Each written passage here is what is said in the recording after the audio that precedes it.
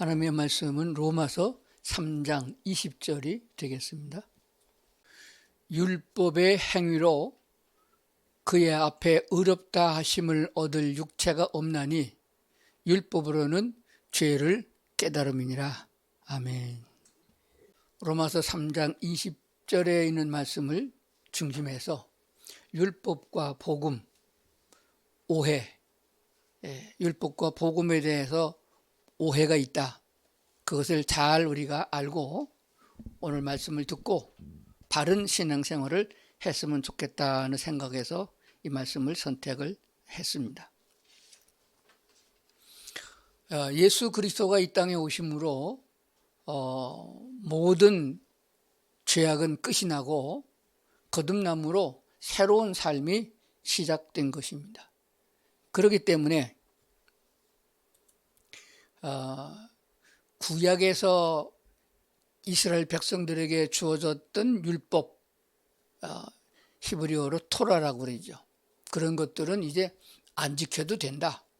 그러니까 구약에서처럼 양을 잡아 제사도 안 드리고 그렇게 제사장에 가서 속죄 기도도 안 하고 뭐 그런 거 다 이제 필요 없다, 안 한다. 그렇게 생각들을 하고 있습니다. 그러다 보니까 구약에서 주어졌던 11조 헌금 그런 것도 지금은 안 해도 된다. 그리고 예수께서 우리에게 자유를 선언했으니까 자유롭게 살면 된다. 그래서 그렇게 하다가 보니까 문제가 많이 일어나고 있습니다. 로마서 10장 4절에 보면은 그리스도는 모든 믿는 자에게 의를 이루기 위하여 율법의 마침이 되시니라. 율법의 마침, 종지부를 찍었다. 그렇게 말씀하고 있습니다. 요한복음 19장 30절에 보면은 다 이루었다 하시고 머리를 숙이니 영원히 떠나가시니라. 다 이루었다 하고 주님께서 선언하시고 운명하셨습니다. 본문에 있는 말씀을 보면은 율법의 행위로 그의 앞에 의롭다 하심을 얻을 육체가 없나니 율법으로는 죄를 깨달음이다. 이렇게 말씀하셨습니다. 우리가 생각해 보면은 뭐가 되나 그러면은 하나님께서 이 율법을 언제 주셨냐 그러면은 애굽에서 종살이하던 그 백성들을 자유롭게 해방시켜 주심으로부터 시작된 거예요. 애굽에서 구출하여 홍해를 건너서 시내산 앞에 섰을 적에 하나님은 모세를 통하여 이 계명을 지켰습니다. 이것은 꼭 지켜야 된다. 하나님의 명령을 내린 것이에요. 그래서 율법을 지키지 않으면 죽임을 당하는 그런 심한 벌을 받게 된 것도 우리가 알게 됩니다. 안식일을 지키지 않았다가 돌에 맞아 처형당한 경우도 있고 살인을 했다가 죽임을 당하는 경우도 보게 됩니다. 그러니까 이 율법은 이스라엘 백성들에게 선택의 여지가 없이 완벽하게 지켜야 된다고 하는 사실이었습니다. 그런데 율법이 없었을 적에는 법률이 없었으니까 법의 저촉을 받지 않거든요. 그럼에도 불구하고 죽음이 있었어요. 율법이 있기 전에도 죽음은 계속됐습니다. 율법이 있어서 율법을 완벽하게 지켰다고 생각하는 유대인들도 죽음은 계속됐습니다. 그러니까 무슨 말이냐? 완전한 자유가 주어지지 않았다는 것이에요. 질병에 대하여 자유도 없었고 자연재해에 대해도 자유가 없었고 더군다나 죽음에 대해서도 자유가 없었습니다. 그래서 예수 그리스도를 보내주신 것이에요. 예수께서 오셔서 우리의 죄를 대신하여 십자가를 지심으로 모든 죄가 다 사함을 받은 것입니다. 과거에 지은 죄와 지금 짓고 있는 죄와 앞으로 지을 죄까지 모두 다 묶어서 예수님이 희생제물이 되셔서 완벽하게 죄를 대속해 주셨습니다. 그리고 우리를 십자가의 보혈의 피로 거듭나게 주셔서 새로운 삶을 살게 하셨습니다. 그러므로 성경에 기록된 대로 그리스도는 모든 믿는 자에게 의를 이루기 위하여 율법의 마침이 되시니라. 율법을 지켜가지고는 구원에 이르지 못했거든요. 날고 뛰고 무슨 수를 다 썼어도 이스라엘 백성들은 하나님의 말씀을 다 지킬 수도 없었고 온전히 하나님 앞에 합격하지도 못했습니다. 그런데 예수 그리스도께서 오셔서 우리는 가만히 있었고 아무것도 한 일이 없었는데 예수님이 다 해주셨어요. 이 말씀을 중심에서 보면은 우리는 율법이라는 것은 하나도 안 지켜도 된다라는 결론이 되어집니다. 그러면은 왜 오늘 이 주제를 가지고 제가 말씀을 드리냐 하게 되면은 하나님께서 우리를 왜 그렇게 아무 죄도 없이 그렇게 대속해 주셨느냐? 사랑하기 때문입니다. 하나님이 우리를 사랑하시사 우리가 태어나기도 전에 내가 죄를 알지도 못했을 갓난아이 때도 이미 그 죄성 자체를 없애버리시고 사망을 폐지하시고 영생의 축복을 주셨다 하는 사실입니다. 그것이 왜냐하면 하나님이 우리를 사랑하시기 때문입니다. 사랑하기 때문에 그냥 죄를 사하고 마귀가 들끓는 이 세상에 던져두고 너에게 또 그냥 살아라, 그게 아니고 우리를 정결케 하여 하나님의 나라로 데리고 가셔서 영원토록 살겠다 하시는 것이 하나님의 사랑입니다. 그렇다면 우리가 죄에 대해서는 자유를 얻었고 죄에 대한 징벌이 없다 할지라도 하나님과 만나고 하나님과 대화하고 하나님과 더불어 같이 살아야 되고, 나뿐만 아니라 예수 믿는 모든 사람이 더불어 같이 살아야 되는 세상이 되어지니까 그때 우리가 어떻게 살아야 되겠느냐? 죄성을 그대로 가지고 있고 마귀에게 종로로 타는 습관을 그냥 가지고 있고 더러워진 모습 그대로 가서 어떻게 그 나라에서 적응하고 살 수 있겠느냐 하는 것을 생각해 봐야 됩니다. 어느 임금이 있었는데 그 임금이 아들을 못 낳습니다. 아들을 낳지 못하면은 작은 부인을 또 후궁을 둬서 또 아들을 보려고 그럽니다. 후궁을 둘을 두고 셋을 뒀는데도 아들을 못 낳았어요. 대를 이을 사람이 없었습니다. 나이는 먹어서 이제는 임금이 생각해도 내가 아들을 생산할 수 없겠다. 아무리 젊은 여자를 데려와도 내가 능력이 없겠다 싶어서 생각하기를, 그러면 대가 끊어져서 왕조가 끊어져야 되느냐? 아니다. 양자를 하나 둬야겠다. 대신들을 통해서 양자 될 만한 아들을 구해오면은 전애들이 또 술술을 부려가지고 전애들 친척을 집어넣어서 나라가 엉망이 되질 테니 내가 직접 백성들 가운데로 돌아다니면서 양자 될 아들을 하나 구해야겠다. 좀 또릿또릿하고 잘 키우면은 왕제가 될 만한 놈을 찾아서 내가 구해야겠다라고 지금으로 말하면 비서관 하나 데리고 무사 하나를 데리고 꺼주한 배낭 하나 걸머매고 전국을 돌아다니겠다고 합니다. 그러다가 어느 시골 동네에 하룻밤 묵게 됐는데 아주 눈동자가 또릿또릿하고 아주 총명하고 아주 괜찮은 아이 하나를 발견했습니다. 불러놓고 너 몇 살이냐? 예, 몇 살입니다. 뭐하고 사느냐? 예, 농사 짓고 삽니다. 이렇게 물었습니다. 그래서 이놈을 딱 찍어가지고 얘기를 시작했습니다. 내가 잘 아는 사람이 왕궁에 있는데 왕궁은 참 좋은 곳이다. 먹을 것도 많고 풍성하고 이게 보통 그 좋은 게 아니다. 근데 그 임금님께서 아들이 없어서 양자를 하나 구하는데 내가 보니 네가 딱이다. 너 내 말 듣고 임금님 왕궁에 들어가서 살면서 임금님 양자 아들 하겠느냐 그랬더니 그걸 내가 어떻게 믿어요? 그러니까 내가 왕궁에서 나온 사람 아니냐. 내가 잘 안다. 임금님 잘 안다. 임금님 내게 부탁을 했다. 그러니까 내 말만 믿으면 된다.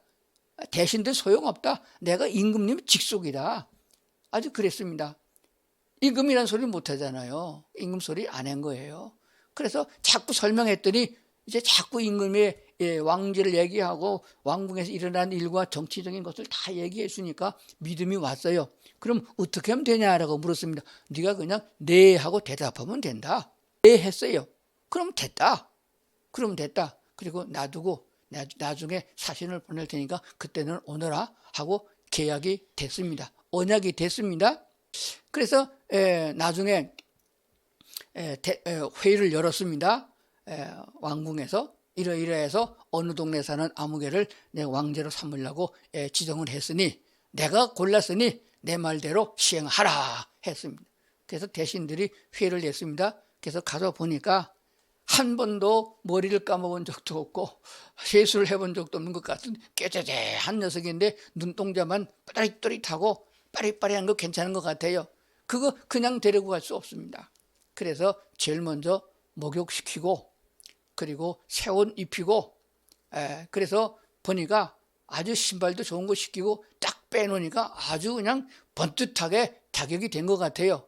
그런데 그냥 데리고 가려고 그랬더니 이거 그냥 가게 되면 다른 대신 반대파 대신들이 저런 걸 왕제로 세우냐고 또 데모를 할 것 같으니까 조금 교육을 시키고 가자. 그래서 제일 먼저 언어적인 교육을 시켰습니다. 이리 오너라. 그렇게 황공하옵나이다. 기본적인 언어를 시켰는데 이게 잘 안 되는 거예요. 언어적인 교육을 시키고 걸어가는 모습, 어른들 앞에서 고개를 숙이고 절하는 거 이런 거 교육을 시켜갖고 어느 정도 됐을 적에 왕궁으로 데려가서 왕제가 되게 했다는 얘기가 있습니다. 이것은 하나의 얘기고 예화입니다. 우리가 예수 그리스도께서 내가 너의 죄를 다 대속해 주셨으니 믿으라. 그러면 하나님의 자녀가 된다는 언약을 믿으면은 그 순간에 그 계약은 완성된 것입니다. 아무도 파기할 수 없어요. 예수는 곧 하나님이시니까. 하나님의 말씀이니까 그 말씀을 믿으면은 모든 죄가 사함받고 천국의 자녀, 백성이 된다는 사실을 믿으셔야 합니다. 그래서 믿고 대답, 시인하는 거, 이게 얼마나 중요한 거냐.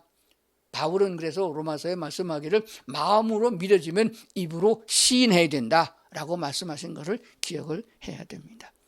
성경을 한 군데 더 보면서 우리가 무엇 때문에 율법적으로 온전한 사람이 돼야 되냐 하는 말씀을 드리겠습니다. 강제로 율법을 지켜야 하는 것이 아니에요. 왕제가 됐으면, 세자로 책봉이 됐으면 언행도 바꿔줘야 되고 먹는 것도 바꿔줘야 되고 통치할 수 있는 교육도 받아야 되는 것처럼 하나님 나라 천국에 가서 살아야 될 사람이라면은 하나님 나라에 합당한 사람, 하나님과도 교통이 되어지고 같은 믿음을 가진 자녀된 하나님 백성들끼리 어떻게 융화를 이루고 살아야 되느냐 하는 것도 배우고 익혀야 된다 하는 것입니다. 세상에서 마귀에게 종노릇만 하고 살다가 마귀 짓만 하고 살던 그것이 습관이 하루아침에 바뀌는 게 아니잖아요. 신분은 바뀌었지만은 습관은 안 바뀐 거예요. 옛날에 하든지 그대로 합니다. 로마서 3장 29절부터 32절까지 말씀을 보겠습니다.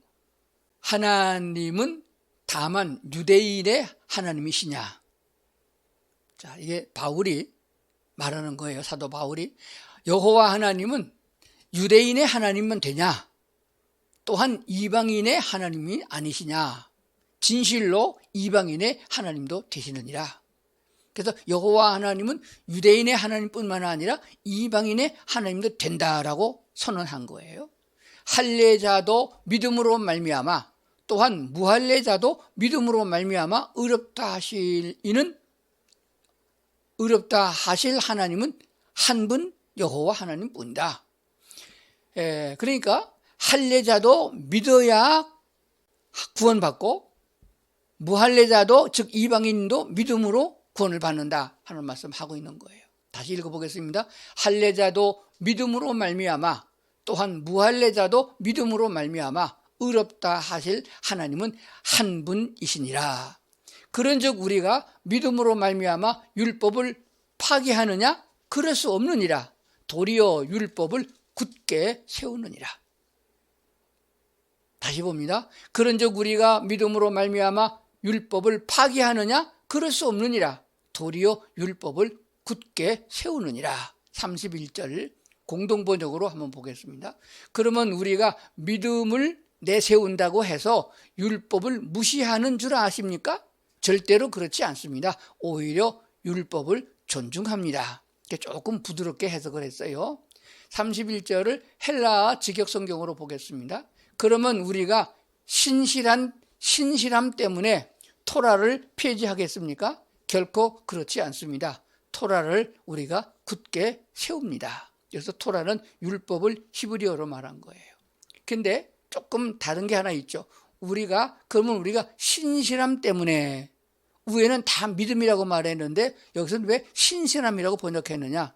믿음이라는 단어를 우리가 익숙하게 듣고 있는 말이지만 헬라어 원문에는 믿음이라는 단어가 신실함을 포함하고 있습니다. 그러니까 믿음에는 거짓이 없어야 된다. 그래서 나보고 주여 주여 입으로만 하는 건 믿음이 아니에요. 교회만 다니는 거 11조 좀 하고 3년 5년 댕기고 권사됐다, 이거 믿음을 말하는 거 아닙니다. 믿음은 신실해야 된다. 하나님과 같이, 하나님의 말씀과 같이 신실한 믿음이어야만 믿음으로 인정된다. 그렇기 때문에 헬라 직역 성경은 믿음을 신실함으로 번역한 것이에요. 그러면은 결국 뭐예요? 유대인도 믿음으로 말미암아 하나님의 백성으로, 친백성으로 올라가고 천국에 가게 되는 거죠. 이방인들도 믿음으로 말미암아 구원받아 하나님의 자녀가 되고 천국의 백성이 된 것이에요. 그렇다면은 예수님이 다 속죄해 두셨고 다 이루어 주셨기 때문에 그냥 신분이 바뀐 거예요. 이방인에서 하나님의 백성으로 신분이 바뀌었습니다. 그렇다고 해서 율법을 파기하느냐? 그런즉 우리가 믿음으로 말미암아 율법을 파기하느냐? 그럴 수 없느니라. 그렇다고 해서 믿음을 내세운다고 해서 율법을 무시하는 줄 아십니까? 아닙니다. 오히려 율법을 존중합니다. 이 말을 잘 생각해 봐야 돼요. 갈라디아서 5장 13절입니다. 형제들아, 너희가 자유를 위하여 부르심을 입었으나 그러나 그 자유로 육체의 기회를 삼지 말고 오직 사랑으로 서로 종노릇하라. 이것이 새로운 그리스도인들에게, 하나님의 백성이요 하나님의 자녀된 성도에게 주어진 권면이에요. 하나님께서 우리에게 율법을 지킬 수도 있고 지키지도 않은 자유를 주셨어요. 거기에 매여가지고 지옥 가는 거 아니거든요. 자유를 주셨습니다. 무엇이든지 할 수 있는 자유예요. 에덴 동산에서 아담과 하와가 하나님의 말씀을 거역할 수 있는 자유를 주신 것처럼 지금도 내가 예수를 팽개치고 안 믿을 수 있는 자유까지 주신 것이에요. 그렇다고 하나님이 당장 벼락을 내려서 날 죽이는 거 아닙니다. 형제들아, 너희가 자유를 위하여 부르심을 입었으나 그러나 그 자유를 가지고 육체의 기회를 삼지 말라. 오직 사랑으로 서로 종노릇하라. 서로 섬기라는 것이에요. 하나님의 은혜가 은혜로 여겨지려고 그러면은 율법을 계명이라서 지키는 것이 아니라 하나님이 사랑하셔서 나를 구원해 주셨으니 나도 하나님을 사랑하는 것처럼 이웃을 사랑함으로 율법을 지키는 것이다. 이 사랑의 원리를 적용하게 되면 살인하라 하지 않아도 살인 안 하고, 도둑질하지 말라 안 해도 도둑질 안 하고 이웃 사랑하게 되는 것이에요. 그러니까 하나님의 은혜를 입으면은 율법을 100% 지키고도 남는다는 사실입니다. 한번 손꼽아 보세요. 하지 말라 하는 것은 우리 예수 믿는 분은 다 잘 지킵니다. 우리 특히 장로님들, 권사님들 보면요, 살인도 안 하지요, 도둑질도 안 하지요, 주일도 잘 지키죠. 잘 지켜요. 그런데 우애감인 건 못해요. 하나님 외에는, 나 외에는 다른 신을 섬기지 말라, 만들지 말라, 절하지 말라, 거들떠 보지도 말라. 그건 못 지켜요. 쩔쩔맵니다, 세상에 대해서. 하나님보다 더 소중하게 여기는 것들은 그게 명예가 됐든 명령이 됐든 다 우상숭배예요. 그걸 못 지키는 거예요. 그러면 왜 못 지키느냐? 생명을 내놓지 않았기 때문에 못 지키는 거고, 생명을 왜 못 내느냐? 하나님에 대한 믿음이 부족해서 그런 거예요. 하나님이 준다 그랬으면 주잖아요. 이스라엘 백성들이 뭐 배고파서 광야에서 죽었어요? 아니면 물이 없어서 죽었어요? 적군이 쳐들어와서 죽었어요? 굶어 죽은 거 아니에요. 늙어 죽었어요. 하나님은 그렇게 이스라엘 백성을 광야로 인도하면서 나 여호와가 이런 하나님이다 하는 걸 보여주셨는데도 그건 빼놓고 지금 당장 옆에 집을 보는 거예요. 다른 사람을 보는 거예요. 예수 안 믿는 악마의 종들을 보는 거예요. 그리고 동조해가지고서 분노를 일으켜도 되겠습니까? 자, 끝으로 우리는 하나님의 나라에 대한 표대를 분명히 가져야 됩니다.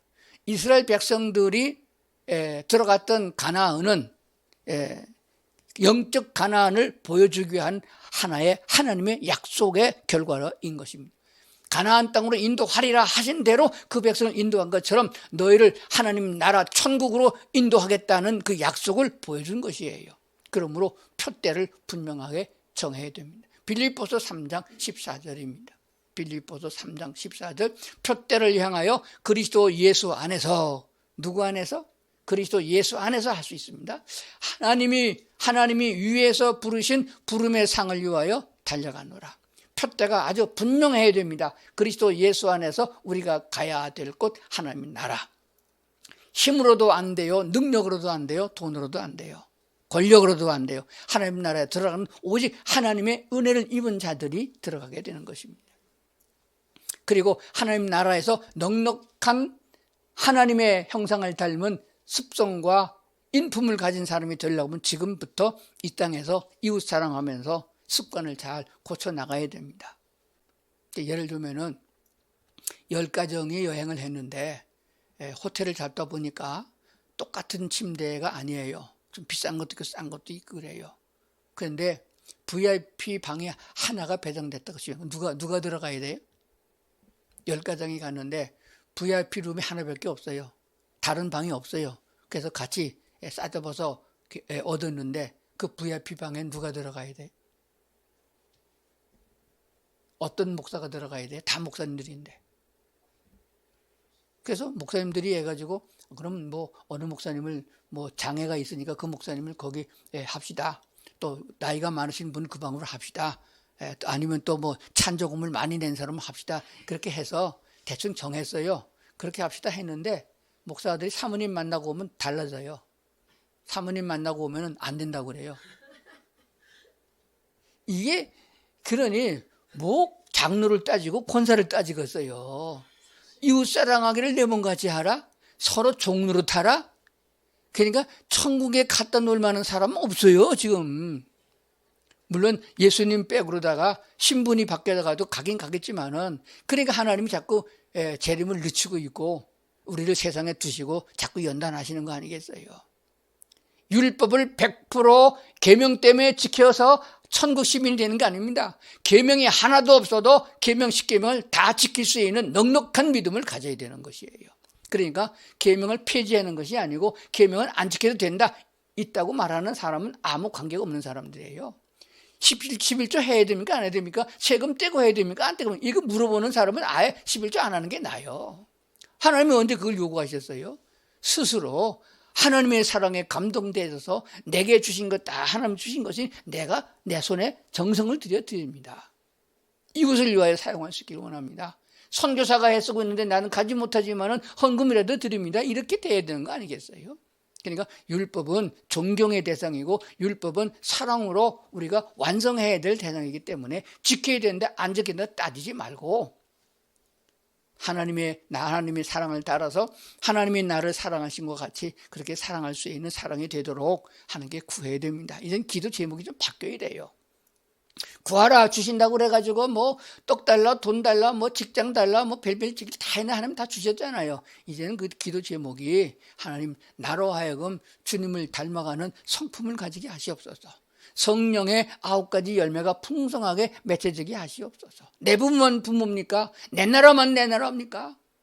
다른 부모의 고통도 돌아보고 다른 사람 수해 난 것도 돌아보고 전쟁하는 나라도 돌아보고 믿음의 사람들은 율법에 있는 말씀도 잘 새기고 율법에는 이렇게까지 했구나. 농사를 짓더라도 반 모퉁이는 비지 말고 나그네가 먹게 하라. 포도로 농사를 지었다 할지라도 딸적인 다 따지 말고 남겨라. 나그네가 먹게 하라. 금요일 날 되게 되면은 집에 쌓아놓은 거 좀 내놓아라. 안식일에 이방인들도 먹게 하라. 이게 율법이에요. 율법을 보면은 내가 뭐를 잘못하고 있다. 그걸 깨닫게 되는 거예요. 율법은 그래서 죄를 깨닫게 한다 그랬어요. 율법 때문에 우리가 벌을 받거나 율법 때문에 천국은 못 가거나 율법 때문에 못 지켰다고 해서 저주받는 건 아닙니다. 그러나 율법에 대한 말씀을 구약을 읽으면은 나는 20%도 못 따라가겠구나. 아직도 멀었구나. 그러므로 하나님 내게도 그런 마음을 주시옵소서. 그래서 하나님이 우리 심정을 보시고 잘하면은 없어서 못 주는 분은 아닙니다. 얼마든지 풍성하게 부어주시는 하나님이세요. 그러니까 먼저 마음 문이 열려야 되겠고 하나님의 사랑하는 마음, 이웃 사랑하는 마음이 샘솟듯이 솟아오르는데 그것이 하나님께로부터 온 것임을 아는 그런 믿음을 가져야 할 줄로 믿습니다. 분명한 목표는 세상이 아닙니다. 하나님의 나라의 표대를 두고 그리스도 예수 안에서 주님과 동행하는 삶으로 나갈 수 있는 성도들이 될 수 있기를 주의 이름으로 축원합니다.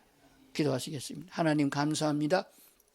오늘 우리로 하여금 주의 말씀 가운데 있게 하셔서 감사합니다. 주의 윤리와 법도를 따라가고 즐거움으로 준행할 수 있는 은혜가 넘치도록 하나님 저희를 도와주시고 이끌어 주시옵소서. 아직도 부족한 게 너무 많사오니 주여 도와주시옵소서. 예수님 이름으로 기도드리옵나이다. 아멘.